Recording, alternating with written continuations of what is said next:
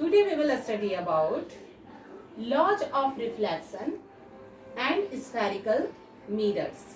There are three laws of reflection from the spherical mirror. Now one by one we will try to understand it. First law, a ray parallel to the principal axis passes through the focus of the mirror after reflection.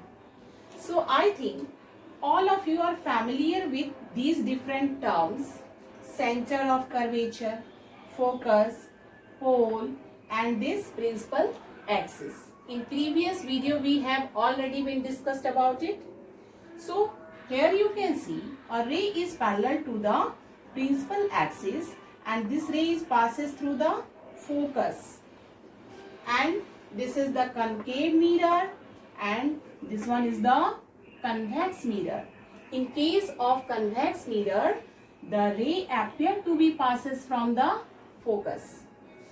Second law, a ray directed towards the focus of a spherical mirror becomes parallel to its principal axis after reflection. So in this image you can see a ray is passing through the focus, and after passing through the focus it becomes parallel to the principal axis. Third law, a ray directed towards the center of curvature of a spherical mirror retraces its path after reflection. Means when any ray passes through the center of curvature, the ray reflected back in same path. It returns back in same path. Today children, we will try to understand the image formation by help of concave mirror after keeping an object at different positions. So let's get started for it. Hello children, today we will study about images formation by help of concave mirror when we keep an object at different places. Let's start. When the object is far away beyond the center of curvature of the mirror, you can see there are two rays. One is passing parallel to the principal axis, another is passing through the center of curvature.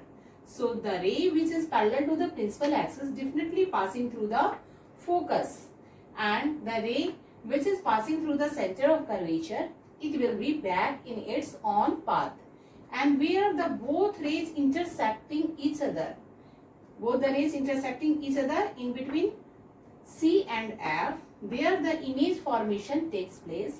And obviously you can see that the image is real as it is formed by the intersection of real rays.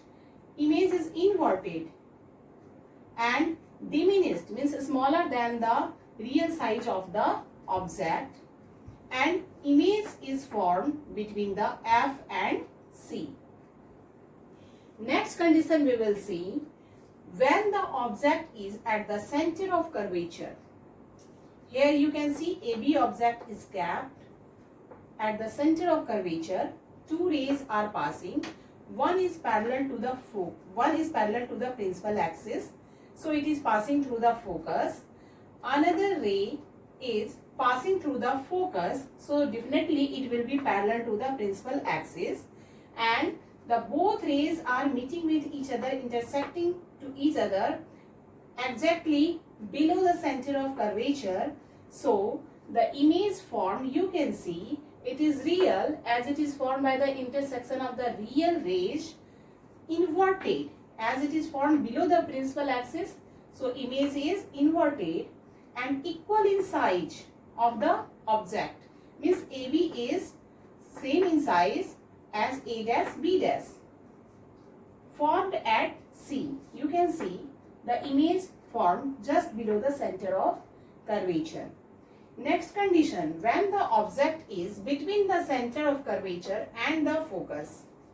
So here you can see the object is kept between the F and C, and the two rays are passing from the object. One is parallel to the principal axis, so it is passing through the focus. Another ray is passing through the focus, so it will be parallel to the principal axis, and both the rays are meeting at the place A dash.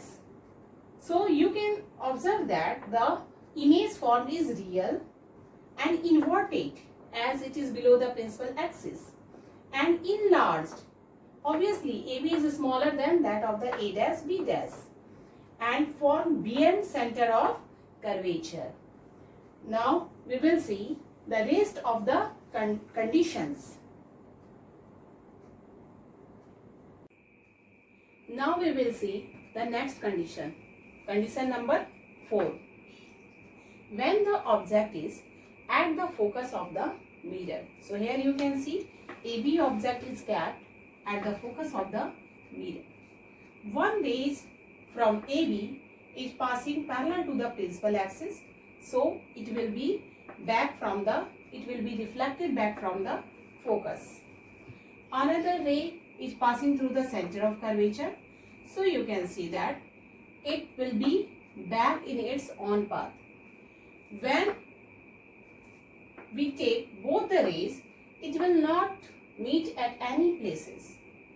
It means that the image form will be at the infinity because both of rays are parallel to each other. The image will be real because it will be formed from the real rays, and the image will be inverted. As you can see, the rays are passing through the below the principal of axis, and image will be very enlarged as it is formed at the infinity. So these are the properties of the image: real, inverted, enlarged, and formed at infinity when we keep the object is at the focus of the mirror. Next condition, condition number 5. When the object is between the focus and the pole of the mirror. So here you can see we have been kept the object in between the focus and pole. One ray is parallel to the principal axis passing through the focus.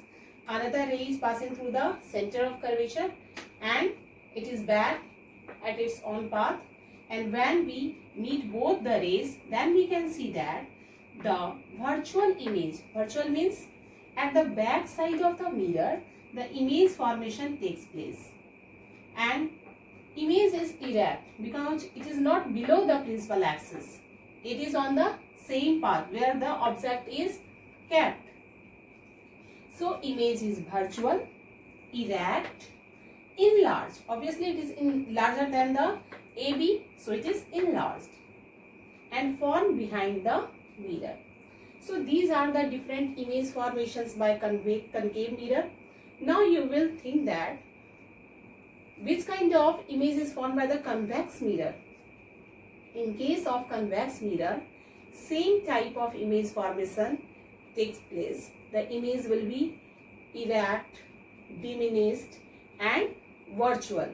So we have taken the example of concave mirror because by help of concave mirror, varieties of images are formed. So have a nice day, children. Thank you.